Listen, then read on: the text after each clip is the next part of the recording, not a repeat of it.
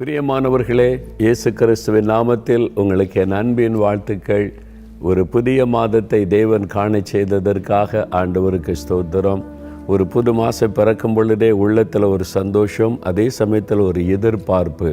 இல்லை, ஆண்டவர் எனக்கு என்ன ஆசீர்வாதம் வைத்திருக்கிறார் என்ற எதிர்பார்ப்பு. சரி, இன்றைக்கு இந்த மாதத்திற்கு ஆண்டவர் என்ன சொல்லுகிறார்? ஏசாயா 29ஆம் அதிகாரம் 22வது வசனம். இனி யாக்கோபு வெட்கப்படுவதில்லை, இனி அவன் முகம் செத்து போவதும் இல்லை. அன்று சொல்ல, இனி நீ வெட்கப்படுவதில்லை, உன் முகம் செத்து போவதும் இல்லை. நான் வெட்கப்பட்டு போயிடுவனோ?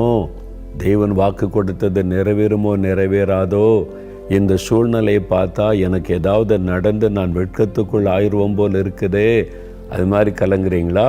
உன் குடும்ப காரியத்தில், ஊழிய காரியத்தில், பிஸ்னஸ் காரியத்தில், அல்லது உங்களுடைய சரீர காரியத்தில் எனக்கு சுகம் கிடைக்கும்னு நம்பியிருந்தேன், அப்படி மோசமாக போகுதே, வெட்கப்பட்டு போயிடுவனோ? இதில் ஒரு மாற்றம் வந்துரும்னு நினச்சேன், நிலைமை மோசமாகிட்டே இருக்குதே, வெட்கப்பட்டு போயிடுவனோ? அப்படி கலங்குறீங்களா? அன்று சொல்கிறார், என் மகனே, என் மகளே, இனி நீ வெட்கப்படுவதில்லை. வெட்கப்பட்டு போனால் என்ன ஆகும்? முகம் செத்தது மாதிரி ஆயிரும்ல. அப்படியே நம்ம வெட்கப்பட்டு மற்றவங்களுக்கு கூனி குறுகி அப்படியே முகம் செத்து போனது போல் ஆயிரும்ல. ஆண்டவர் சொல்கிறாரு, இனி உன் முகம் செத்து போவதும் இல்லை. நீ யாருக்கு முன்னாலே வெட்கப்பட்டு தலை குனிந்து செத்த முகத்தோடு நிற்க வேண்டியது வராது. ஏனென்றால் நான் உனக்கு வாக்கு கொடுத்திருக்கிறேன் என்று ஆண்டவர் சொல்கிறார். அப்போது வெட்கப்பட்டு போவதில்லைன்னா அப்போ என்ன நடக்கும் அப்படின்னு கேட்டிங்கன்னா, ஏசாயா 61ஆம் அதிகாரம் 7ஆம் வசனத்தில் ஆண்டவர் சொல்லுகிறார், உங்கள் வெட்கத்திற்கு பதிலாக ரெண்டத்தனையான பலன் வரும்.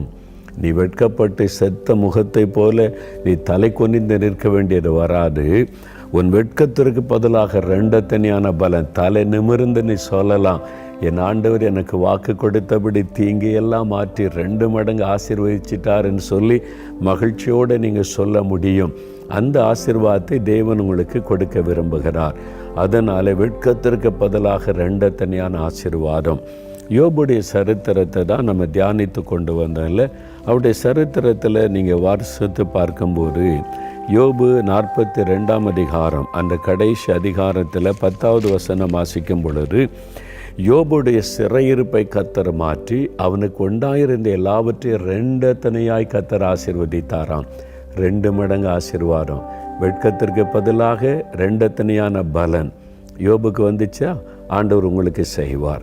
எல்லாமே இழந்து போன ஆடு, மாடு, ஒட்டகங்கள், சொத்துக்கள் எல்லாம் 2 மடங்காய் திரும்ப வந்து எந்த ஊரில், எந்த மக்கள் மத்தியில், எந்த உறவுகள் மத்தியில் வெட்கப்பட்ட ஒரு சூழ்நிலையில் முகம் செத்து போன நிலைமையில் யோபு இருந்தாரோ, அதே மக்கள் மத்தியில், அதே சமுதாயத்தில் தலை நிமிர்ந்து நிற்கும்படி என் ஆண்டவர் என்னை 2 மடங்கு ஆசீர்வதித்து விட்டார், என்னை வெட்கப்பட்டு போக விட்டு விடவில்லை என்று மகிழ்ச்சியோடு சொல்லும்படி செய்தார். உங்கள் வாழ்க்கையில் அது நடக்கும், உங்கள் ஊழியத்தில் அது நடக்கும், உங்கள் தொழிலில், நீங்கள் பிஸ்னஸ் செய்கிற இடத்துல, வேலை செய்கிற இடத்துல, வசிக்கிற இடத்துல ஆண்டவர் அதை செய்வார். இனி நீ வெட்கத்தை காண்பதில்லை மகனே, மகளே, நீ காண்பதில்லை என் ஆண்டவர் சொல்லுகிறார். சரி, யோபுடைய வாழ்க்கையில் இந்த அற்புதம் நடந்து 2 மடங்கு ஆசீர்வாதம் வர என்ன காரணம்? சரி, ஆண்டவர் வாக்கு கொடுக்கிறார், நமக்கு அதை நிறைவேற்றி கொடுக்க வல்லவர். ஆனால் ஆண்டவர் நம்மிடத்தில் எதிர்பார்க்கிற ஒரு காரியம் இருக்குல்ல, நம்முடைய பகுதியை நம்ம கரெக்டாக செய்தாதான் தேவன் தன்னுடைய வாக்கை நிறைவேற்ற முடியும். எந்த வாக்கு தத்தமும் ஒரு கட்டளைக்கு உட்பட்டது தான்.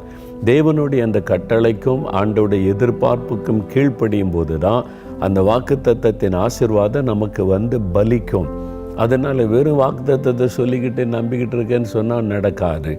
தேவன் என்னை எதிர்பார்க்கிறார். இப்போ யோபுடைய சரித்திரத்தை பார்க்கும்போது ஒரு 3 காரியம், அதைத்தான் உங்களுக்கு ஞாபகப்படுத்தி ஜெபிக்கும்படி ஆவியானவர் திருவுளம் பற்றினார்.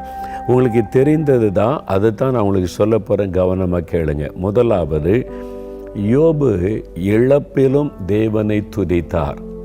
அப்போ ஆண்டவர் என்ன எதிர்பார்க்கிறார்? நீங்கள் துதிக்கணும், எல்லா நிலைமையிலும் ஆண்டவரை துதிக்கணும். அப்படி துதிக்கும் போது வெட்கத்திற்கு பதிலாக ரெண்டத்தனையான பலன் வரும். யோபு தன்னுடைய இழப்பிலும் தேவனை துதித்ததனால தான் அந்த பலன் உண்டாயிற்று. அப்போ தேவன் நம்மை முகத்தை கவனித்து கொண்டே இருக்கிறார். ஒரு இழப்பு வரும்போது, ஒரு பிரச்சனை வரும்போது, ஒரு அவமானம் வரும்போது, ஒரு நிந்தை வரும்போது நாம் என்ன சொல்கிறோம், நம்முடைய மனநிலை எப்படி இருக்கிறது என்று தேவன் நம்மை கவனிக்கிறார். இப்போ யோபுக்கு எல்லாவற்றையும் இழந்து, சொத்துக்களை இழந்து, பிள்ளைகளை இழந்து, சரீர சுகத்தை இழந்து, எல்லாரும் அவமானப்படுத்துகிறாங்க. எல்லாரும் மத்தியில் அவருக்கு அவமானம். ஊர் மக்களெல்லாம் பேசியிருப்பாங்க, இந்த யோபை நம்ம நீதிமான்னு நினச்சோம், பரிசுத்தவான்னு நினச்சோம், ஆனால் இவன் எப்படிப்பட்ட ஆளாக இருந்திருக்கிறான், இல்லாட்ட இப்படி நடக்குமா, ஒரே நாளில் எல்லாத்தையும் இழக்க முடியுமா, ஒரு பாவிக்கு கூட இப்படி நடக்காத, பாவியிலும் பயங்கரமாக இருந்திருக்கிறான் நீ. ஒரு மக்கள் எல்லாம் பேசியிருப்பாங்க. சொந்தங்கள், பந்தங்கள், நண்பர்கள் எல்லாரும் குற்றம் சொல்கிறாங்க. சொந்த மனைவி குற்றம் சொல்லுகிறாள், என்னைய கர்த்தர் ஜீவனை விடும் என்று சொல்லுகிறாள். அவமானப்பட்ட நிலைமையில், முகம் செத்து போன நிலைமையில், யோபு பரிதாபமாய் இருக்கிற சூழ்நிலையில் 2 பேர் யோபுடைய முகத்தை கவனிக்கிறாங்க. ஒரு பக்கம் ஆண்டவர், யோபுடைய வாயிலிருந்து என்ன வார்த்தை வரும் என்று. இன்னொரு பக்கம் எதிராளியாகிய சாத்தான். யோபு முறுமுறுப்பானா, கர்த்தரை தூஷிப்பானா, கர்த்தரை நிந்திப்பானா, நான் என்ன பாவம் செய்தேன், எனக்கே எப்படி நடக்கணும், அப்போ ஆண்டவர் எங்கே, அப்படிலாம் பேசுவானா என்று சொல்லி சாத்தான் கவனித்து கொண்டிருக்கிறான். சாத்தானும் அவனுடைய சேனையும், இந்த பக்கம் கர்த்தரும் அவருடைய தூதர்களும். யோபு வாய் திறந்து சொல்லுகிறார். யோபு 1 அதிகாரம் 21 வசனத்தில், கர்த்தர் கொடுத்தார், கர்த்தர் எடுத்தார், கர்த்தருடைய நாமத்திற்கு ஸ்தோத்திரம். இவர்கள் எல்லாவற்றிலும் யோபு தன் உதடுகளினால் பாவம் செய்யவில்லை, ஆண்டவரை குறை சொல்லவில்லை. அதுதான் தேவன் அவரை 2 மடங்கு ஆசீர்வதிக்க காரணம். வெற்றி வரும் பொழுதெல்லாம் ஆண்டவரை புகழுகிறோம், சாட்சி சொல்லுகிறோம், மகிமைப்படுத்துகிறோம்.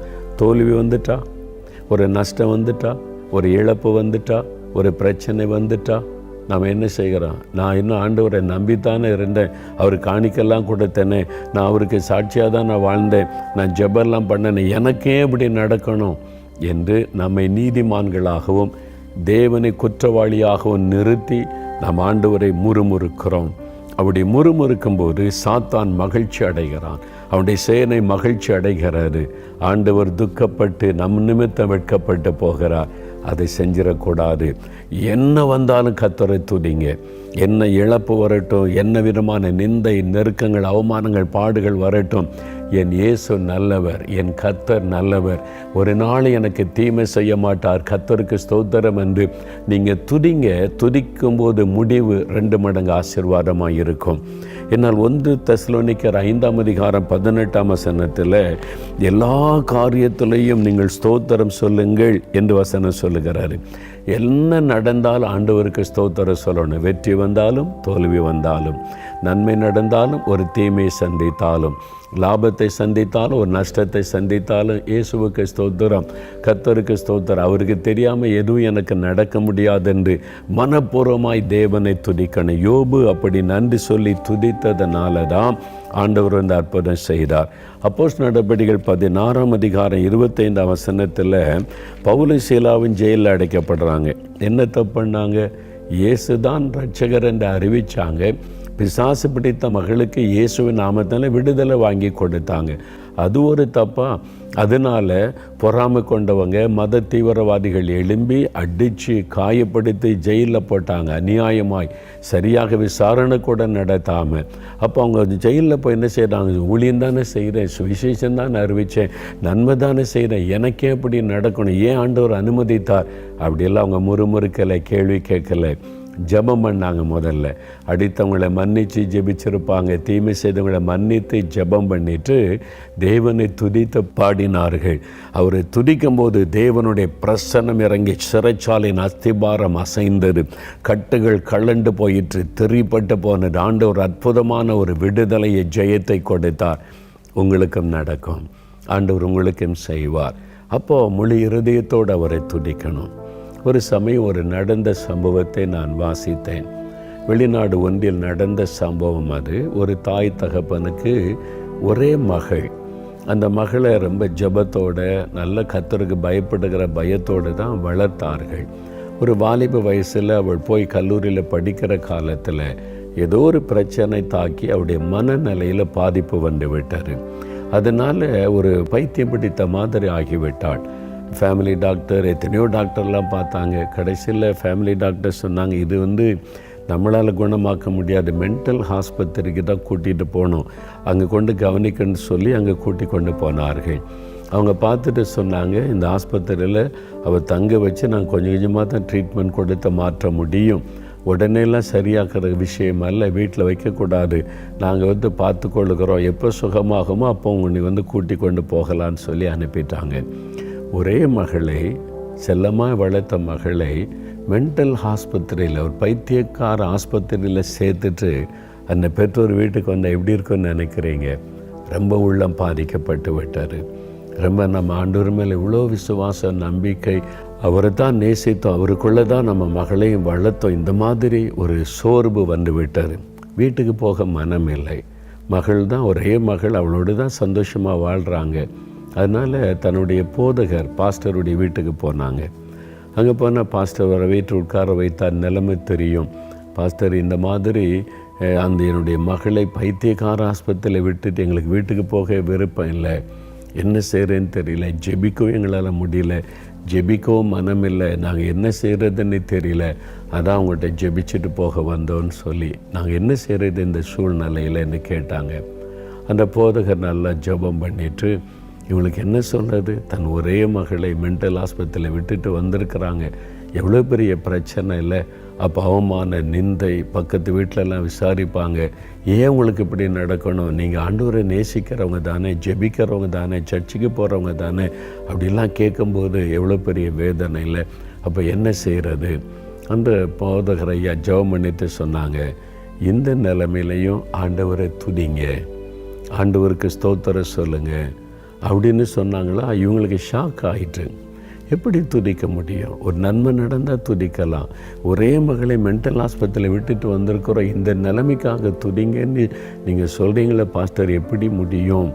ஆண்டவர் நன்மை செய்தால் துதிக்கலாம், எங்களுக்கு தீமெல்லாம் நடந்திருக்கிறது, எப்படி நாங்கள் துதிக்க முடியும்? ஜெபிக்கவே எங்களுக்கு முடியலையே, மன சோர்வாக இருக்க. உங்கள் நிலைமை எனக்கு புரியுது, ஆனால் ஆண்டவருடைய வசனம் சொல்லுது, எந்த காரியத்துக்கும், எல்லா காரியத்திற்கும் எப்பொழுதும் தேவனை துதியுங்கள், ஸ்தோத்திரம் சொல்லுங்கள்னு பைபிளில் இருக்குது. அப்போ அந்த வசனத்தின்படி நீங்கள் ஆண்டவரை துதித்து ஸ்தோத்தரிக்கும் போது ஆண்டவருடைய உள்ள மகிழும், ஆண்டவர் உங்களுக்கு அற்புதம் செய்வார். அதனால் சோர்ந்து போகாதங்க, நான் உங்களுக்காக ஜெபிக்கிறேன்னு சொல்லி வசனத்தை சொல்லி அவங்கள ஜெபம் பண்ணி ஆறுதல் படுத்தி அனுப்பிவிட்டார். இந்த 2 பேரும் வீட்டுக்கு வந்தால், வீட்டில் கணவன் மனைவி ஒரே மகள். இப்போ அந்த மகள் இல்லை, இங்கே இருக்கிறாங்க பாருங்கள், எப்படி இருக்கும் மனது. 2 பேரும் சோர்ந்து போய், என்ன நம்ம போதகர்கிட்ட ஜெபிக்க போனால் அவரும் இப்படி சொல்லுகிறார், இந்த நிலைமையில் ஜெபிக்கவே முடியல, எப்படி துதிக்க முடியும் அப்படின்னு சொல்லி எல்லாம் அவங்களுக்கு வந்தால் தான் தெரியும், ஈஸியாக அவங்க சொல்லிடுறாங்க அப்படின்னு துக்கத்தோடு உட்கார்ந்துருந்தாங்க. அப்படி 1-2 நாள் கழிந்தார். அப்படி மனைவி சொன்னாங்க, இப்படியே நம்ம உட்கார்ந்துருக்குறோம், போதகர் ஒரு தேவ மனிதர், நமக்காக ஜெபிக்கிறவர், அப்போ ஒரு தவறான ஆலோசனை கொடுப்பாரா? அவர் வேத வசனத்திலிருந்து தானே நமக்கு சொல்லியிருக்கிறாரு. நமக்கு கஷ்டம்தான், ஆனால் ஆண்டவருடைய வசனம் சொல்கிறபடி நம்ம துதிக்கலாமே, ஆண்டவரை ஸ்தோத்திரம் பண்ணுவோமே, எப்படி முடியும் அதனால தான் ஆண்டவர் சொல்லியிருக்கிறார், நம்ம முயற்சி பண்ணுவோம் அப்படின்னு சொல்லி சரி என்று சொல்லி 2 பேரும் முழங்கால் படியிட்டு ஆண்டவருக்கு ஸ்தோத்திரம் சொன்னாங்க. ஆண்டவரே, எங்களுக்கு ஒரு மகளை கொடுத்தீரே, அதற்காய் ஸ்தோத்திரம், இத்தனை வயது வரைக்கும் அவளை பாதுகாத்து சுகமாய் தந்தீரே ஸ்தோத்திரம், படிப்பிலெல்லாம் மகளுக்கு உதவி செய்தீரே உமக்கு ஸ்தோத்திரம், இப்போ இந்த மாதிரி ஒரு பிரச்சனை எங்களுக்கு மகளுக்கு வந்திருக்குதே, உங்களுக்கு தெரியாமல் வர முடியாது, அதற்காக ஸ்தோத்திரம், எங்கள் மகளை நாங்கள் ஆஸ்பத்திரியில் விட்டுட்டு நாங்கள் துக்கத்தோடு இருக்கிறத நீங்கள் கவனிக்கிறீங்க, நீங்கள் எங்கள் கூட தான் இருக்கிறீங்க, அதற்காக உங்களுக்கு ஸ்தோத்திரம், இந்த தீமையிலிருந்து எங்களை விலக்கி பாதுகாப்பீங்க, ஒரு அற்புதம் நடக்கும், அதற்காக ஸ்தோத்திரம். துதிக்க ஆரம்பித்தாங்க. முதல்ல கஷ்டமாக இருந்துச்சு, அப்புறம் ஸ்தோத்தரிக்க துதிக்க ஆவியானவர் இறங்கினார் பாருங்கள், நல்லா துதிக்க ஆரம்பித்தாங்க, ஆவியில் நிரம்பி துதிக்க ஆரம்பித்தாங்க. அந்த துக்கம் விலகினது, அந்த சோர்வு மாறினது, உள்ளத்தில் ஒரு மகிழ்ச்சி அப்படியே துதிக்க பொங்கி கொண்டு வந்ததை துதித்தார்கள். துதித்து முடித்து இப்போ நம்ம நிம்மதியாக இருக்குது, சந்தோஷமாக இருக்குது. அந்த நம்முடைய போதகர் சொன்னதில் உண்மையாகவே ஒரு அர்த்தம் இருக்குது. வேத வசனத்தில் சொல்லப்பட்டபடி நடந்தால் மகிழ்ச்சி இருக்குதுன்னு சொல்லி மகிழ்ச்சியோடு இருந்தாங்க. அடுத்த நாள் ஃபோன் வருது ஆஸ்பத்திரியில் இருந்து. உடனே வாங்க, உங்களுடைய மகள் காரியமாக பேசணுன்னு ஃபோனில் அழைப்பு கொடுத்த உடனே கணவனும் மனைவி போனாங்க. அவங்க போன போது உட்கார வச்சு மகளுக்கு என்னதோ ஏதோன்னு பயந்துக்கிட்டே போனாங்க. சொன்னாங்க, நாங்கள் உங்களுடைய மகளை கவனித்து கொஞ்சம் கொஞ்சமாக ட்ரீட்மெண்ட் கொடுத்து பல மாதம் ஆக அவளை சரிப்படுத்தன்னு நினச்சோம். அப்படி தான் ட்ரீட்மெண்ட் கொடுத்து கொண்டு இருந்தோம். நேற்றைக்கு திடீரென்று அவளுக்குள்ள ஒரு மாற்றம் ஆரம்பித்தது. நாங்கள் அவளை இந்த ஒரு நாளாக கவனித்து ஆச்சரியமான மாற்றம். இப்போ அவளோட பேசினா நார்மல் ஆகிவிட்டாள். அவளுக்கு ஒரு பிரச்சனை இல்லை, நீங்கள் வீட்டுக்கு கூட்டிகிட்டு போகலாம், அதை சொல்ல தான் நாங்கள் கூப்பிட்டோம். எங்களுக்கு ஆச்சரியமாக இருக்குது அவளுக்குள்ள உண்டான மாற்றம்னு சொன்னாங்க. இவங்களுக்கு ரொம்ப சந்தோஷம். என்ன நடந்தது? அவங்க வீட்டில் ஆண்டவரை துதிக்கிற ஸ்தோத்திரம் பண்ணுகிற அதே நேரம் ஆண்டவர் மகளை தொட்டு விட்டார், அற்புதமான சுகம் கொடுத்து விட்டார். அதுதான் இயேசு. நம்ம வசனத்தின்படி நம்ம அர்ப்பணித்து நிற்கும்போது தேவன் தம்முடைய வசனத்தின்படி செயல்படுகிறவராக இருக்கிறார். இனி நீ வெட்கப்படுவதில்லை. யோபு அதன் பிறகு வெட்கப்பட ஆண்டவர் யோபை விடவில்லை. அந்த தீங்கு நாளில் அவமானப்படுத்தினாங்க, கேவலப்படுத்தினாங்க, புறம்பே தள்ளினாங்க. ஆண்டவர் விடுதலை கொடுத்தார். அதன் பிறகு ஆண்டவர் வெட்கப்பட விடவில்லை. உங்களுக்கு செய்வார். ஆண்டவரை ஸ்தோத்திரம் பண்ணுங்க. அவருக்கு தெரியாமல் ஏதாவது நம்முடைய வாழ்க்கையில் நடக்க முடியுமா? ஐயா, வியாதி வந்திருக்குயா, நஷ்டம் வந்திருக்குதையா, இழப்பு வந்திருக்குதையா, இந்த மாதிரி வேதனை வந்திருக்குது, எல்லாம் தெரியும். நீங்கள் ஆண்டோடைய பிள்ளை தானே, இயேசு கூட இருக்கிறார்ல. அவர் உங்களை விட்டு விலகிட்டாரா? என்ன நடந்தாலும் அவர் கூட இருக்கிறார்ல, அதுதானே சந்தோஷம். எத்தனை பிரச்சனை, வேதனை, நெருக்கங்கள், இழப்புக்கு மத்தியில் இயேசு என் கூட இருக்கிறாரே, அதுக்காக நீங்கள் ஆண்டவரை ஸ்தோத்திரம் பண்ணணும்ல. ஆண்டவரை துதிங்க, அவரை குறை சொல்லாதுங்க, அவரை முறுமுறுக்காதுங்க. அவருடைய அன்பு விலையேற பெற்றது, மாறாத அன்பு. உங்களுக்காக ஜீவனையே கொடுத்த ஆண்டவர் உங்களை வெட்கப்படுத்தி மகிழ்ச்சி அடைவாரா? உங்களை துக்கப்படுத்தி அவர் சந்தோஷப்படுவாரா? ஏதோ ஒரு காரணம் இருக்குது, அது நமக்கு தெரியாது. அது எதுவாகவும் இருக்கட்டும், என் ஆண்டவர் நல்லவர், என் கர்த்தர் நல்லவர், என் இயேசு நல்லவர், அவருக்கு ஸ்தோத்திரம். நீ மனப்பூர்வமாக நீங்கள் ஸ்தோத்தரித்து பாருங்கள். நீங்கள் வெட்கத்திற்கு பதிலாய் ரெண்டத்தனியான ஆசீர்வாதத்தை காண்பீங்க. ஆண்டவர் உடனே உங்களுக்கு செய்வார். யோபு ஆண்டவரை ஸ்தோத்திரம் பண்ணினார். ரெண்டாவது பாருங்க, அவர் கர்த்தரை விசுவாசித்தார். நீங்களும் விசுவாசிக்கணும். அவர் துதித்ததை போல நீங்களும் துதிக்கணும். அவர் விசுவாசித்ததை போல நீங்களும் ஆண்டவரை விசுவாசிக்கணும். யோபு 13ஆம் அதிகாரம் 15ஆம் வசனத்தில் யோபு சொல்லுகிறார், அவ்வளோ நெருக்கம், மனைவினாலும் கூட அவமானம். ஆனால் சொல்கிறாரு, ஆண்டவர் என்னை கொன்று போட்டாலும் அவர் மேலே நம்பிக்கையாக இருப்பேன். அவர் என்னை கொன்று போட்டாலும், கர்த்தர் என்னை கொன்று போட்டாலும் கூட அவர் மேலே நம்பிக்கையாக இருப்பேன். அவரை முறுமுறுக்க மாட்டேன், அவரை சந்தேகப்பட மாட்டேன், அவருடைய அன்பை சந்தேகப்பட மாட்டேன். நான் அவரை விசுவாசிக்கிறேன்னு சொல்கிறார். யோபு 19ஆம் அதிகாரத்தில் 25வது வசனத்தை நீங்கள் வாசித்தீங்கன்னா, என் மீட்பர் உயிரோடு இருக்கிறார் என்றும் அவர் கடைசி நாளில் பூமியின் மேல் நிற்பார் என்று நான் அறிந்திருக்கிறேன். அவருடைய விசுவாசம் பார்த்தீங்களா? இவ்வளவு இழப்புகள், வேதனை, அவமானத்துக்கு நடுவில் சொல்லுகிற என் மீட்பர், என் இரட்சகர் உயிரோடு இருக்கிறார். அவர் மரித்து போனவர் அல்ல, மரித்த உயிரோடு இருக்கிறவர். அவர் உயிரோடு இருக்கிறார். நான் அவரை காண்பேன், கடைசி நாளில் அவர் நிற்பார். அது மாத்திரம் அல்ல, 27ஆம் வசனத்தில் சொல்லுகிறார், அவரை நானே பார்ப்பேன், என் கண்கள் அவரை பார்க்கும். அதான் விசுவாசம். ஆண்டவர் உயிரோடு இருந்தால் ஏன் எப்படி உங்களுக்கு நடக்குது? கடவுள் இருக்கிறாரா? அப்படிலாம் பேசுவாங்க. நீ என்ன சொன்னாலும் சரி, என் ஆண்டவர் உயிரோடு இருக்கிறார், நான் அவரை காண்பேன். இப்போ என் வாழ்க்கையில் என்ன வேணாலும் நடக்கலாம், நான் அவரை விசுவாசிக்கிறேன்.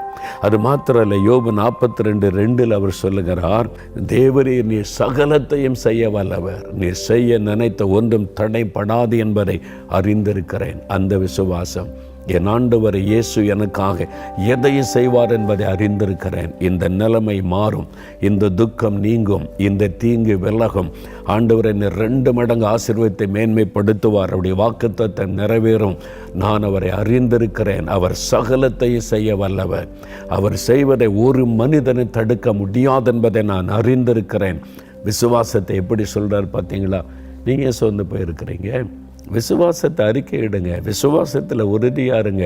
விசுவாசமே உலகத்தை ஜெயிக்கிற ஜெயம். அந்த விசுவாச யோபுக்குள்ளே இருந்தார். இந்த சூழ்நிலையிலும் அவன் கர்த்தரை விசுவாசித்தார். நீங்களும் விசுவாசிங்க. ஒரு நாளும் விசுவாசத்தில் தளர்ந்து போகாமல் இருங்க. சரியா? ஆண்டவர் மேலே வைக்கிற விசுவாசம் எப்படிப்பட்டது பாருங்க. அநேக ஆண்டுகளுக்கு முன்னால் ஒரு கிராமத்தில் நான் ஊழியத்துக்கு போயிருந்தேன். ஒரு பொதுவான மைதானத்தில் கூட்டம் ஒழுங்கு செய்யப்பட்டிருந்தது. அப்போ ஒரு மனிதரை 4 பேர் சேர்ந்து சேரில் வைத்து தூக்கி கொண்டு வந்தாங்க. சேரில் இப்படி உட்கார்ந்துருக்கிறாரு. சேரோடு தூக்கி கொண்டு வந்து கூட்டத்தில் உட்கார வைத்தார். நான் அதை கவனித்தேன். அவர் 2 கைகள் கால்கள் செயலற்று போய்விட்டார். ஒரு கொடிய வாத நோய் பாதிப்பினால் செயலற்று போய்விட்டார். கூட்டெல்லாம் முடிஞ்சு எல்லாருக்கும் ஜெபிச்சுட்டு கடைசி அவருக்காக ஜெபிக்க பக்கத்தில் போனேன்.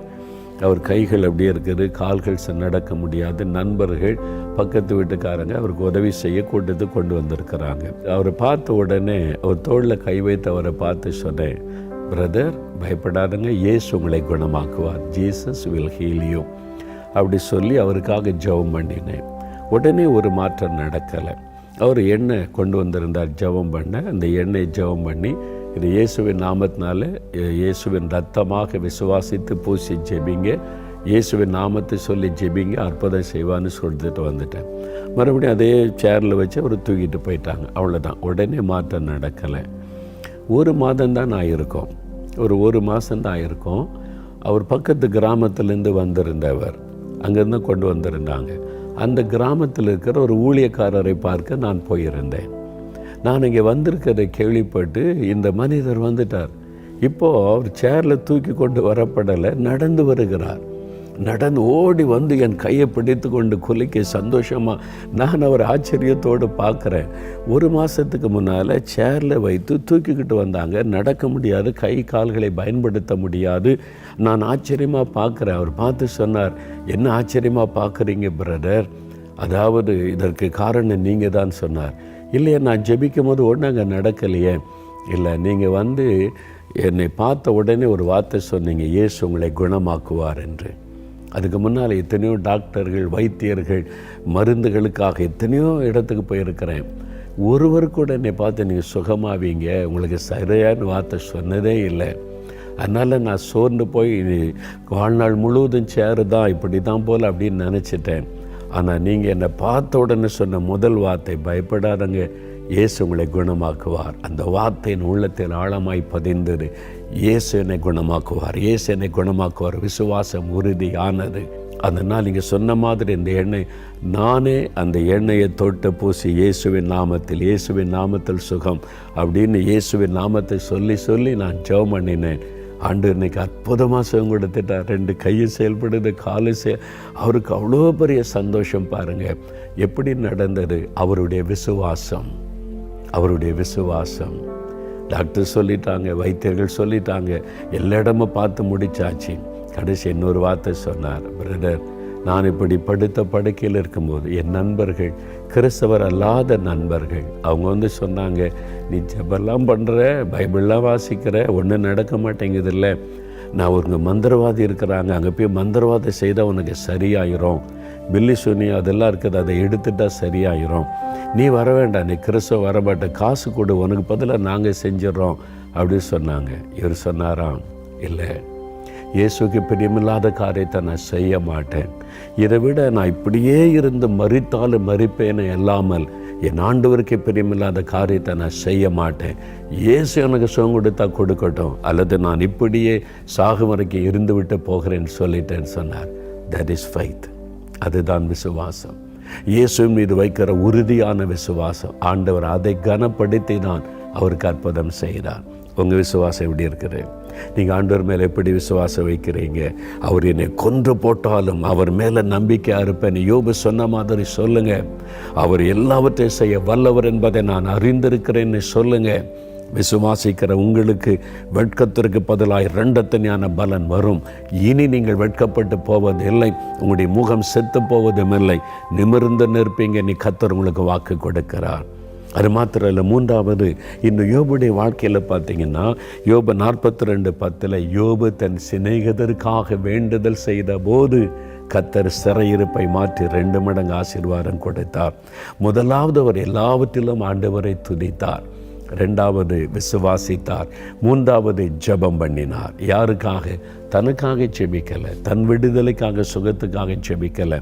அவரை குறை சொன்ன அவருடைய சிநேகிதர்கள். ஆண்டவர் சொல்லுகிறார் 7ஆம் வசனத்தில், உங்கள் மேல் எனக்கு கோபம் வருகிறது, நீங்கள் உங்களுடைய வார்த்தையினால் என்னை துக்கப்படுத்துறீங்க. யோபுடைய நண்பர்கள் பேசுகிற பேச்சு தேவனை கோபப்படுத்தி விட்டது, துக்கப்படுத்தி விட்டது. உங்களை அழித்து போட்டு விடுவேன், அந்த அளவுக்கு நீங்கள் வாயினால் பாவம் செய்துட்டீங்க.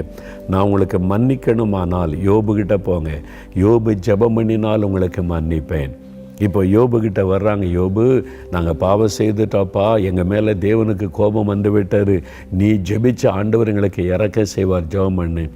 ஆமாம், நானே கஷ்டத்தில் இருக்கேன், நானே வியாதியில் வேதனையில் இருக்கிறேன், முதல் ஆண்டவர் எனக்கு ஏதாவது செய்யட்டும், அப்புறம் நான் ஜெபிக்கிறேன். அப்படி யோபு சொல்லவில்லை. அவர் சிறையிருப்பில், வியாதியில், வேதனையில், அவமானத்தில், நிந்தையில் இருக்கும்போதே தனக்காக ஜெபிக்காமல் சிநேகிதர்களுக்காக ஆண்டவரை மன்னிச்சிருங்க, அவங்களுக்கு இறக்க செய்யுங்கப்பா, அவங்களுக்கு அற்புதம் செய்யுங்கப்பா, மன்னிச்சிருங்கன்னு சொல்லி அவர் ஜெபித்த ஜெபத்தை கேட்டு தேவன் அவர்களை மன்னித்தார். யோபின் சிறையிருப்பை மாற்றி 2 மடங்கு ஆசீர்வதித்தார். நீங்கள் கூட இந்த உலகத்தில், நம்முடைய தேசத்தில் தேவனை துக்கப்படுத்துகிற எவ்வளோ காரியத்தை மக்கள் செய்கிறாங்க. மந்திரவாதம் செய்வது தேவனை துக்கப்படுத்துகிற காரியம். மனிதர்களை தெய்வமாய் வணங்குவது தேவனை வேதனைப்படுத்துகிற, அவமானப்படுத்துகிற காரியம். தேவனால் சிருஷ்டிக்கப்பட்டவர்கள் தான் தெய்வம் என்று சொல்லுவது தேவனையே அவமானப்படுத்தி சிறுமைப்படுத்துவதற்கு சமம். அப்படித்தான் இன்றைக்கு உலகத்தில் நம் தேசங்களில் மக்கள் இருக்கிறாங்க. ஆண்டவரே அவங்களை மன்னிச்சிருங்க, அவங்க அறியாமல் செய்கிறாங்க, அதெல்லாம் மன்னிச்சு என் ஜனத்தை ஆசீர்வதிங்க, அவங்களே ரட்சிங்க. அவங்களுக்காக பாரமெடுத்து ஜெபிக்கும் போது தேவன் அவளை மன்னித்து அவர்களையும் ரட்சிப்பார். உங்களுக்கு ஒரு விடுதலை உண்டாகும். நம்ம 21 நாள் ஜெபம் பண்ணல, தானியேல் ஜெபம், தேசத்துக்காக உபவாசம் பண்ணி 21 நாள் ஜெபிக்கணும், இந்த தீங்கு வருதுன்னு சொன்னபோது நிறைய பேர், லட்சக்கணக்கான பேர் ஜெபம் பண்ணினாங்க. நிறைய பேருக்கு அதில் அற்புதம். அதில் ஒரு சகோதரி எழுதியிருந்தாங்க, அவங்களுக்கு வேலையை இழந்துட்டாங்க. கொரோனா காலத்தில், ஊரடங்கு காலத்தில் வேலையை இழந்துட்டாங்க, வேலை போச்சு. சரீரத்தில் வியாதி, அந்த வியாதினாலும் கஷ்டப்பட்டாங்க. என்னென்னவோ ட்ரீட்மெண்ட் எடுத்து சுகம் உண்டாகலை, பாதிப்பு, ரொம்ப மனம் உடைஞ்சிட்டாங்க. இவ்வளோ ஜெபம் பண்ணுறோம், நமக்கு ஒரு வேலையும் இல்லை, சரீரமும் பாதிக்கப்பட்டு போச்சு, இனி எதிர்காலம் என்ன அப்படி கலங்கி இருந்தபோது இந்த 21 நாள் உபவாச ஜெபத்தை கேள்விப்பட்டு, ஆமாம், யோபு தனக்காக ஜெபிக்கலை, மற்றவங்களுக்காக ஜெபித்தான். நான் எனக்காக ஜெபிச்சு பார்த்துட்டேன், ஒன்றும் நடக்கலை, இனி எனக்காக ஏன் ஜெபிக்கணும், மற்றவங்களுக்காக ஜெபிக்கலான்னு சொல்லி 21 நாள் உபவாசம் பண்ணி அந்த ஜெபத்தில் இணைந்து கொண்டாங்க. ஜெபிக்கலை வாங்க நம்ம நிகழ்ச்சியில் அந்த ஜெபத்தில் தேசத்துக்காக, மக்களுக்காக கருத்தாக ஜெபிச்சிருக்கிறாங்க. என் தேசத்தின் மக்களுக்கு இறக்க செய்யுங்க, மன்னிங்க, ரட்சிங்க, ஆசீர்வதிங்கன்னு சொல்லி நான் சொல்கிறேன். ஒரு நாள் கூட எனக்காக நான் ஜெபிக்கவே இல்லை, எனக்கு இப்படி இருக்குதுன்னு நான் கேட்கவே இல்லை. அதெல்லாம் ஒதுக்கி வச்சுட்டு என் தேசம், என் மக்கள், அவங்கள மன்னிக்கணும், ரட்சிக்கணும், வெளிப்படுத்தணும், அவங்க பாவ சாபத்திலிருந்து விடுதலை கொடுக்கணும், கருத்தாக ஜெபித்தாங்களாம். 21 நாள் ஜெபம் முடிக்கிறாங்க.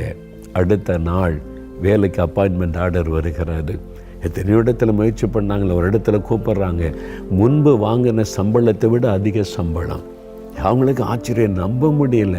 எவ்வளோ பெரிய அற்புதம். நான் ஜெபம் பண்ணினா மற்றவங்களை எனக்காக ஜெபிக்கவே இல்லையே, ஆண்டவர் வழி திறந்தார். கொஞ்ச நாள் கழித்து பார்த்தா சரீரத்தில் ஒரு மாற்றம். முன்னால் இந்த வியாதி காணவில்லை, அவங்களுக்கு தெரியாமலேயே அது மறைந்து போய்விட்டார்.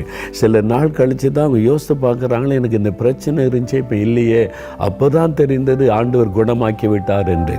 இரட்டிப்பான ஆசீர்வாதம். வேலைக்கு வழி திறந்தார், வியாதியும் போய்விட்டார். எவ்வளோ அற்புதம் பார்த்தீங்களா? இன்றைக்கும் ஆண்டவர் செய்கிறார். நீங்கள் இன்றைக்கு ஆண்டவரை பார்த்து, ஆண்டவரே யோபு மாதிரி நாம் துதிப்பேன், நான் விசுவாசிப்பேன், மற்றவங்களுக்காக ஜெபம் பண்ணுவேன், உங்களை அர்ப்பணித்து கொள்ளுங்கள். வெட்கத்திற்கு பதிலாக 2 ஞான பலன் வரும். இனி நீங்கள் வெட்கப்பட்டு போவதில்லை. ஜெபிக்கலாமா? அப்படியே உங்களுடைய இருதயத்தில் கை வைத்து ஆண்டவரை பார்த்து சொல்லுங்கள், தகப்பனே, நீர் கொடுத்த வாக்குத்தத்தத்திற்காய் நன்றி. இந்த வாக்குத்தத்தம் எனக்குரியது, எங்களுக்குரியது.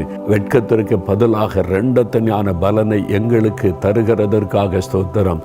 இனி நீ வெட்கப்பட்டு போவதில்லை என்ற வாக்கு தத்தத்தை நான் விசுவாசிக்கிறேன். என் வெட்கத்திற்கு முடிவை உண்டாக்குகிறீர். நான் வெட்கப்பட்டு போவதில்லை, நாங்கள் வெட்கப்பட்டு போவதில்லை. ரெண்டத்தனியான பலன் ஆசீர்வாதத்தை எங்களுக்கு தருகிறீர். உமக்கு நன்றி. யோபை போல நான் என்ன நடந்தாலும் உம்மை துதிப்பேன், உம்மை ஸ்தோத்தரிப்பேன். இனி நான் முறுமுறுக்க மாட்டேன், கேள்வி கேட்க மாட்டேன், உம்மை சந்தேகப்பட மாட்டேன். யோபை போல நான் விசுவாசிக்கிறேன். நீர் உயிரோடு இருக்கிறீர், என்னோடு எங்களோடு இருக்கிறீர். உமக்கு தெரியாமல் எதுவும் எங்களுக்கு நடக்க முடியாது. நீர் அற்புதங்களின் தேவன் என்பதை விசுவாசிக்கிறேன். நான் என் தேசத்துக்காக ஜெபிக்கிறேன், மக்களுக்காக ஜெபிக்கிறேன். என்னோடு வேலை பார்க்குறவங்க, எங்கள் கிராமத்தில் உள்ளவங்க, எங்கள் பட்டணத்தில் உள்ளவர்கள், என் கூட தொழில் செய்கிறவங்க, எங்கள் கடைத்தருவில் இருக்கிறவங்க, நான் பார்க்கிற மக்கள், என் தேசத்தின் மக்கள் எல்லாருக்காக ஜெபிக்கிறேன். அவருடைய அக்கிரமங்களை மன்னியும், மீறுதலை மன்னியும், பாவங்களை மன்னியும், அவங்களையும் ரட்சியும். அவர்களுக்கு பாவத்திலிருந்து விடுதலை, சாபத்திலிருந்து விடுதலை தாரும். இனி நான் கருத்தாக என் தேச மக்களுக்காக ஜெபம் பண்ணுவேன். ஆண்டவரே, அதற்காக என்னை அர்ப்பணித்துக் கொள்கிறேன். நீர் வாக்கு கொடுத்தபடி இரண்டத்தனியான பலனை தருகிறீர். வியாதியை மாற்றுகிறீர், தடைகளை நீக்குகிறீர், நிந்தைகளை நீக்கும்படி அற்புதம் செய்கிறீர், குறைவை நிறைவாக்குகிறீர். இந்த மாதத்தில் நான் அற்புதத்தை காண போகிறேன். இந்த மாதத்தில் இரண்டத்தனியான பலனை காண போகிறேன். நான் அதை விசுவாசிக்கிறேன். இன்றைக்கு ஒரு அற்புதம் செய்கிறதற்காக உமக்கு ஸ்தோத்திரம், ஸ்தோத்திரம், ஸ்தோத்திரம். இயேசு கிறிஸ்துவின் நாமத்தில் ஜெபிக்கிறேன் பிதாவே. ஆமேன், ஆமேன். பிரியமானவர்களே, ஆண்டவர் அற்புதம் செய்துட்டான். இந்த வாக்கு தத்தத்தை உங்களுக்கு உரிமையாக்கி கொள்ளுங்க. ஆண்டவர் சொன்ன கட்டளையின்படி உங்களை அர்ப்பணித்து கொண்டு ஜெபம் பண்ணுங்க. இன்றையிலிருந்து அற்புத மாற்றத்தை காண்பீர்கள். ஆமென்.